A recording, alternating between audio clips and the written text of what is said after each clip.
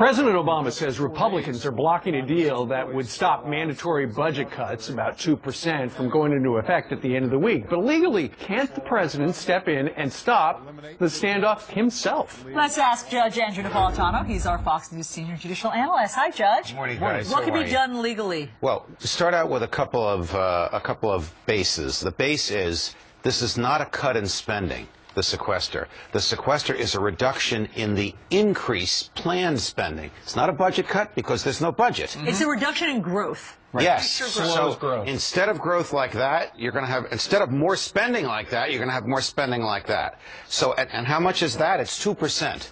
So if you're talking about the military, for example, the president wants to hire another 100 soldiers. Can he only hire 98? Of course not. He can hire all 100, and he can take that 2% cut in increased spending and apply it somewhere else in the Defense Department.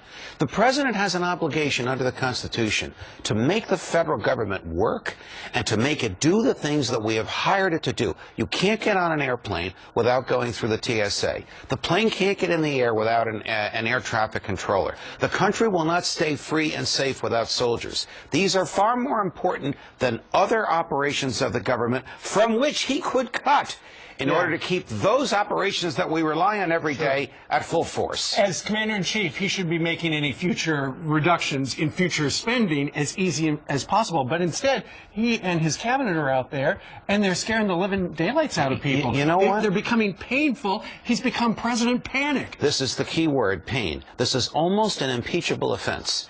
If the president is deciding how to spend money in order to hurt us, rather than in order to provide us with the services for which we have paid and for which we have hired him, he is doing the opposite of what he has taken an oath to do. He has taken an oath faithfully, I underscore the word, it's in the oath and it's in the Constitution, to uphold the laws. That means make the government work. Don't make it painful. Find a way to make it work on 2% less. Judge, is there a chance that in this legislation, which I was talking with Brett Baer yesterday about, he can't just cut out conventions or nebulous things. He has to go across and look at everything in these departments. He has leeway. He absolutely has leeway as the chief executive. Then why are Republicans voted to give him leeway to cut where he wants? The Republicans didn't vote to give him leeway.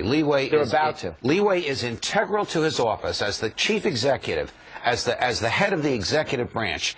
He can prioritize money and prioritize cuts. So if the Defense Department is told $80 billion less this year than we were going to give you, it's not $80 billion less than last year, it's still more than last year. Yeah. He can decide where that $80 billion is going to be cut, not in tanks and not in soldiers, but in something behind the scenes.